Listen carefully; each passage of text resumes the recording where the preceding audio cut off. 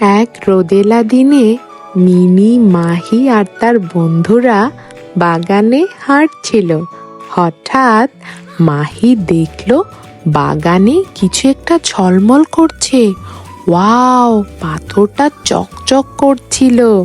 Bingo খুব উত্তেজিত হয়ে দৌড়াতে চাইলো।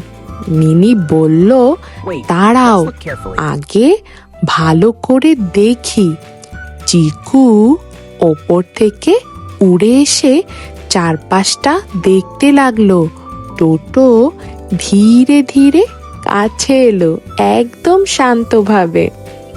পাথরের ওপর পানির ফোঁটায় রোদের আলো পড়ছিল।